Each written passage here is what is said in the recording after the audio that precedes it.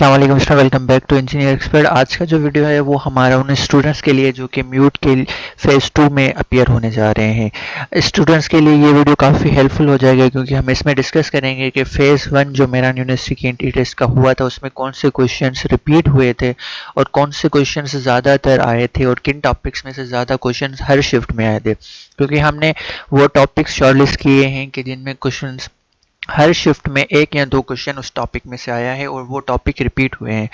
तो आज का जो वीडियो होगा वो आपके लिए बड़ा ही हेल्पफुल होगा। अगर आप फेज़ 2 के लिए एंट्री टेस्ट के लिए अपेयर हो रहे हैं तो ये आपके लिए वीडियो काफ़ी हेल्पफुल होगा। तो वीडियो स्टार्ट करने से पहले मैं आपको बताता चलूँ कि अगर फ़ेज़ 2 और फ़ेज़ 1 को हम आपस में कंपेयर करें म्यूट एंट्री टेस्ट का, तो फ़ेज़ 2 एज़ कम्पेयर टू 1 काफ़ी ईजी होता है। अब दूसरी बात ये करें कि क्वेश्चंस काफ़ी रिपीट होते हैं। अगर आप फ़ेज़ 1 की बात करें तो अगर शिफ्ट 1 और 2 शिफ्ट की बात करें या 1 और सेकंड डे की बात करें तो सेम क्वेश्चंस रिपीट हुए।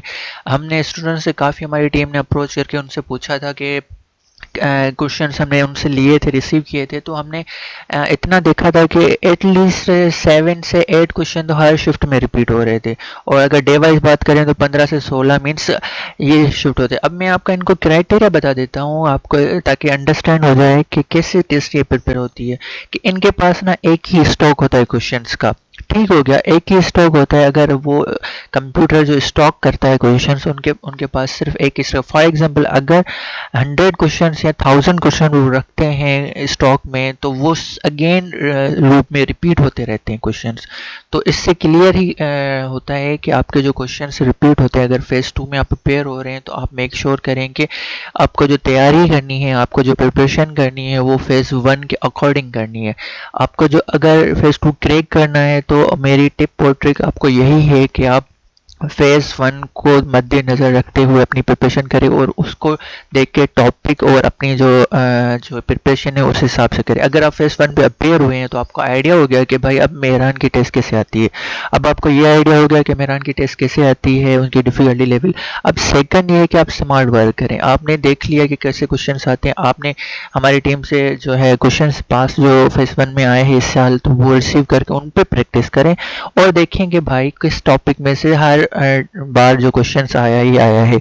मैंने यहाँ पे शॉर्ट लिस्ट किए हैं। अब मैं आपको बताता हूँ कि ये तो क्वेश्चंस एमसीक्यूज हमने रिसीव किए थे, आप यहाँ पे देख सकते हैं। ये मैं आपको बाद में बताता हूँ, कुछ टॉपिक भी मैं आपको बताता हूँ, लेकिन सीधे चलते हैं हम। ये सारे जो चैट्स हैं हम स्टूडेंट से रिसीव किए थे, हर शिफ्ट के हमने क्वेश्चन रिसीव किए थे फॉर योर हेल्प, कि आपका अंडरस्टैंडिंग हो जाए कि आप जो है ना सेकंड फेज में अच्छा स्कोर हासिल कर सकें। अगेन आई एम सेइंग कि फेज 2 में क्वेश्चंस ज़्यादा रिपीट होते हैं और उनके चांसेस होते हैं। ऐसे नहीं कि एग्जैक्ट टेस्ट आपको आ जाएगी, लेकिन क्वेश्चंस रिपीट होते हैं आपको। अब बात करते हैं फिजिक्स के जो ज़्यादा टॉपिक रिपीट हुए हैं या जिन टॉपिक में से ज़्यादा क्वेश्चंस आए हैं या हर टेस्ट में से क्वेश्चन आए हैं। अगर आप शिफ्ट 1 की बात करें, 2 की बात करें, 3 की बात करें, डे 1 की बात करें, 2 की बात करें या 3 की बात करें, इन टॉपिक में से क्वेश्चंस लाजमी 2-3 आए हैं। तो फिजिक्स के जो टॉपिक मैंने शॉर्ट लिस्ट किए हैं अकॉर्डिंग टू जो हमें स्टूडेंट्स ने बताया है और जो हमें क्वेश्चन रिसीव हुए, ये अनऑफिशियली है कि क्योंकि हम श्योर नहीं है, क्योंकि जो स्टूडेंट्स को जो मिले थे क्वेश्चन जो उनको याद था उन हिसाब से हमने ये कैटेगराइज किया है। सबसे पहले ब्रांचेज ऑफ फिजिक्स। इस साल जो ब्रांचेज ऑफ फिजिक्स में से हर टेस्ट में से एक या दो क्वेश्चन आए, कोई ऐसी टेस्ट है जिनमें से नहीं भी आया। डायमेंशन का जो आता है, अब डायमेंशन की बात करें तो सिंपल डायमेंशन आया हुआ था कि भाई मोमेंटम का, फोर्स का डायमेंशन क्या होता है, टार्क का डायमेंशन क्या होता है। तो एग्जैक्टली सेम डायमेंशन अब फर्स्ट ईयर का जो डायमेंशन है उनमें से आया। सेकेंड ईयर के जैसे जो है इलेक्ट्रोस्टैटिक का हो गया, डबल ई का हो गया, मैग्नेटिक का हो गया, उनके डायमेंशन इतने नहीं आए थे। फर्स्ट ईयर के बेसिक्स आए थे, ठीक है। उसके बाद types of vector, position vector हो गया, नल वेक्टर आ रहा था, उसके बाद यूनिट वेक्टर आ रहा था। तो उनकी जो शॉर्ट डेफिनेशन या फार्मूला आया था कि भाई यूनिट वेक्टर का फार्मूला क्या होता है, मैग्नीट्यूड क्या होता है। तो इनमें से भी क्वेश्चंस आपको हर टेस्ट में आया था। उसके बाद न्यूटन लॉ, न्यूटन के जो 3 लॉ थे उनके जो है जनरल स्टेटमेंट आ रही थी और उनके जो फार्मूला आए थे। अब यहाँ पे मैं आपको एक बात बताता चलूँ कि न्यूटन का जो थर्ड लॉ है उनको काफ़ी स्टूडेंट्स को यही नहीं पता था कि उनकी रिप्रेजेंटेशन कैसे होती है। न्यूटन के थर्ड लॉ की मैथमेटिकली रिप्रेजेंटेशन ऐसे होती है, f is equal means force is equal to minus F means up equal in magnitude opposite in direction हम माइनस से शो करते हैं। तो ये स्टेटमेंट है। ये क्वेश्चन मुझे काफ़ी स्टूडेंट ने बोला कि सर ये स्टेटमेंट हमें समझ नहीं आ रही थी। मैग्नीट्यूड सेम होता है, f is equal to f होता है, लेकिन डायरेक्शन थर्ड लॉ की बात कर रहे हैं। एक्शन का जो है ना इक्वल इन अपोजिट रिएक्शन होता है। उसके बाद टू डायमेंशन मोशन में हाईएस्ट जो पॉइंट थी ना वो ज़्यादा आ रहा था कि हाईएस्ट पॉइंट अब प्रोजेक्टाइल को इतने एंगल पे हम जो है फेंक रहे हैं तो आपकी जो हाईएस्ट जो है हाइट क्या होगी या आपका जो डिस्टेंस ज़्यादा से ज़्यादा रेंज का क्वेश्चन आ रहा था और रेंज का फार्मूला बिल्कुल सिंपल है। उसके बाद टार्क मोमेंटम इक्विलिब्रियम इसकी जनरल डेफिनेशन फार्मूलाज आ रहे थे, कैलकुलेशन और इक्विलिब्रियम की कंडीशन ज़्यादा आई थी। टाइप्स ऑफ लेंसेज पे क्वेश्चन ज़्यादा आए थे, कॉनकेव कॉन्वेक्स इस पे आए थे। नेचर ऑफ लाइट पे कैसे क्वेश्चन आए थे, लाइट की जो ड्यूअल नेचर है, वेव नेचर भी है और पार्टिकल नेचर पे। तो इस टॉपिक पे अब ये टॉपिक मैंने शॉर्टलिस्ट किए थे, इसमें से मतलब आप ऐसे समझ ले हर टेस्ट में क्वेश्चन आया था, 2-3 बना मतलब जो है ना एक टॉपिक में से क्वेश्चन आया, तो इनको आप अच्छे से प्रिपेयर कर लें। अब बात करते हैं मैथमेटिक्स की, तो सेट नोटेशन जैसे सेट बिल्डर फॉर्म, अब उसको जो है ना क्वेश्चन आ रहे थे कि एक आपको स्टेटमेंट मिल रही थी सेट बिल्डर फॉर्म की और नीचे पूछ रहा था इस नोटेशन के अकॉर्डिंग सेट के मेंबर्स क्या होंगे। तो ये क्वेश्चंस आपको ज़्यादातर फेस किए होंगे आपने। उसके बाद जो है कॉम्प्लेक्स नंबर के जो operation addition multiplication, specially multiplication के क्वेश्चन से ज़्यादा आए थे। और नेचर ऑफ रूट्स के भाई जो इक्वल एंड अपोजिट होगा कॉम्प्लेक्स होंगे ये। अब नेचर ऑफ रूट का जो फार्मूला है आपको पता है कि कौन सा फार्मूला है, आपको वो लगा कि आपको पता होता है, लेकिन भाई नेचर ऑफ रूट अब ये थर्ड चैप्टर है मेरे ख्याल से इक्वेशन का, क्वाड्रेटिक इक्वेशन का, लेकिन इसमें से जो ज़्यादा क्वेश्चन आए थे वो नेचर ऑफ रूट पे आए थे। उसके बाद प्रॉपर्टीज ऑफ डिटर्मिनेंट, मेरे ख्याल से 9 प्रॉपर्टीज ऑफ डिटर्मिनेंट के भाई एक रो जीरो या कॉलम जीरो होता है तो पूरा जीरो हो जाता है, और अगर पूरा जीरो होगा तो क्या होता है, अगर दो रो सेम होगी तो क्या होता है, इस टाइप के जो क्वेश्चन थे ना तो इसमें जो है ना मैथ में ज़्यादा क्वेश्चन आए थे। डेरिवेटिव इंटीग्रेशन से क्वेश्चन आए थे लेकिन बिल्कुल सिंपल वाले आए थे। फॉर एग्जाम्पल मैं आपको जो है ऐसे दे दूँ कि x पावर 9 का जो डेरिवेटिव क्या है। अब आपको पता है कि 9 आ गया जाता है, x पावर 8 इसका डेरिवेटिव हो जाता है।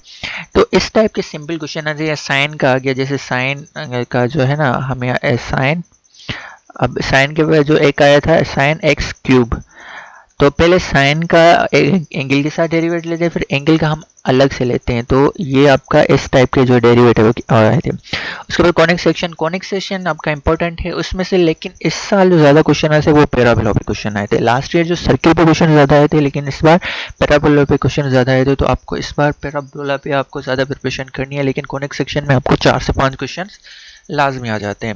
उसके बाद प्रोबेबिलिटी पे क्वेश्चन आते हैं। प्रोबेबिलिटी पे इस बार जो है ना डाइस के क्वेश्चन आए थे कि भाई हम एक डाई रोल कर रहे हैं तो इसका क्या होता है।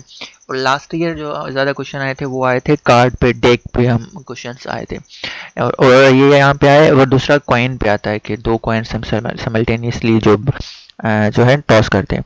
उसके बाद परम्यूटेशन कॉम्बिनेशन, अब इसके simple formula basic formula question आए थे। 1-2 टेस्ट में तो ऐसे हुआ था, मीन्स शिफ्ट में ऐसे हुआ था, बिल्कुल आपको पूछ रहे थे इसमें इनमें से परम्यूटेशन का एग्जैक्ट फार्मूला कौन सा है, करेक्ट फार्मूला कौन सा है, कॉम्बिनेशन का करेक्ट फार्मूला कौन सा है। अब बात करें हम इंग्लिश की, तो इंग्लिश पे मैंने जो एक वीडियो बनाया था उसमें आपको टॉपिक बताए थे, उनके टॉपिक के एक क्वेश्चन करवाया था, और एक वोकेबलरी का मैंने बुक भी दिया था, नोट्स भी दिए थे।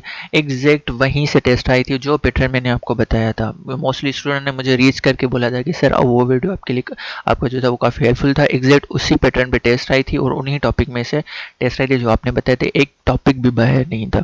तो अगर आपको इंग्लिश के लिए फेज़ 2 के लिए प्रिपेयर करना है तो अगेन मेरा वो वीडियो देख लें और उससे अकॉर्डिंग प्रिपरेशन कर लें, क्योंकि मैंने एग्जैक्ट बता दिया मेहरान का जो है या क्विज का जो इंग्लिश का क्वेश्चन है उनमें से आउट नहीं होता। तो ये हो गया आपका फिजिक्स मैथ और केमिस्ट्री। अब बात करते हैं कुछ आपको क्वेश्चंस करवाते हैं। अब देखें ना क्वेश्चंस हमें जो रिसीव हुए थे ना काफ़ी रिसीव हुए थे, क्योंकि मेरे ख्याल से एक हफ्ता कंटिन्यूसली टेस्ट चली थी और 3-3 शिफ्टें होती थी, तो हम सारे क्वेश्चंस आपको नहीं करवा सकते।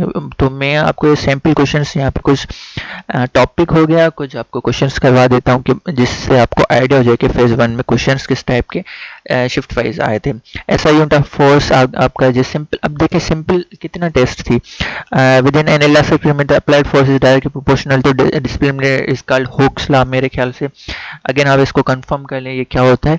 अकॉर्डिंग टू जितना मुझे याद आ रहा है तो ये हुक्स लॉ होता है। The maximum displacement from its mean position to any extreme position is called ठीक है। अब यहाँ पे देखिए इसका ऑप्शन है स्पीड, एप्लीट्यूड, वेवलेंथ एंड जो है लेंथ आपका। तो maximum displacement from main position amplitude को हम बोलते हैं, ठीक है ना। ये for example let's draw a wave, ये हमारी वेव हो गई। तो ये जो हमारा होता है ना मीन पोजीशन से आपका जो हाईएस्ट पॉइंट तक, तो इसको हम बोलते हैं एम्पलीट्यूड। ठीक हो गया, ये आपका हो गया एम्पलीट्यूड। उसके बाद अब ऐसा unit of force is constant is with in the elastic, ये देखें हुक्स लॉ, ये सारा आ गया। उसके बाद मैक्सिमम पोजीशन ये भी हो गया आपका। ये दो तीन क्वेश्चंस आपके ये देख लें। अब यहाँ पे प्रॉब्लम देखें तो अगर हम बात करें तो प्रॉब्लम्स की, तो प्रॉब्लम बहुत कम आए थे फिजिक्स में, ठीक है। जो है ना ज़्यादा से ज़्यादा 4 से 5 आए थे, जो मैं आपको हर वीडियो में बताता चलता हूँ। The mass of is attached to spring and surface displacement by 40 degree applying a force, the value of force constant is, यहाँ पे आपको ये फाइंड करना है। The particle perform simple harmonic motion, its kinetic energy is maximum at the dash and potential energy is maximum at the, अब potential energy maximum होता है at highest position. Option A mean mean position, mean position, extreme position, extreme position. अब हमारा जो होता है potential energy होती है एक्सट्रीम पोजीशन पे होती है, और काइनेटिक एनर्जी जो होती है वो मीन पोजीशन पे होती है। तो आपका ये ऑप्शन बी करेक्ट है।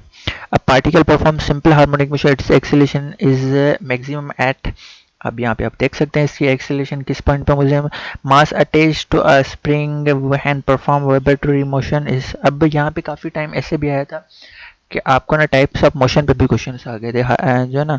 अब एक क्वेश्चन ये भी आया था, linear motion is also called as translatory motion.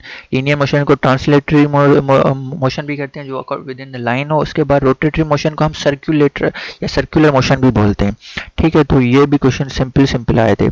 अब यहाँ पे आप ये भी कुछ नोट कर लें क्वेश्चन, आप इसको जो है ना एक बुक पे आप लिख लें, इसको सॉल्व कर लें और इसका स्क्रीनशॉट लेके इसको आप सेव कर लें। यहाँ पे ये जो आइडेंटिटीज ट्रिग्नोमेट्री की आइडेंटिटीज हैं वो ये मोस्टली आई थी, लेकिन ये ट्रिग्नोमेट्री की आइडेंटिटी बार बार रिपीट हुई थी, लेकिन ये सारी आपको याद होनी चाहिए, लेकिन ये रिपीट हुई थी। ये कुछ क्वेश्चन से टॉपिक्स थे जो हमें रिसीव हुए थे अकॉर्डिंग टू, तो उसको आपको ये प्रिपरेशन करनी होगी, ठीक है। आप ये इसकी जो नोट कर लें, ये टॉपिक ये फिजिक्स के हैं, ये केमिस्ट्री है, मैथ और इंग्लिश के टॉपिक्स हैं। अब ये कुछ क्वेश्चन है ये भी आप कर लें, और आई होप कि ये काफ़ी क्लियर हो। स्टिल आप चाहते हैं कि मैं ज़्यादा आपको सॉल्व करवाऊँ या एमसीक्यू के वीडियो बनाऊँ, तो आप जो है मुझे पर्सनली कमेंट कर सकते हो। Till then thank you so much, thank you for watching.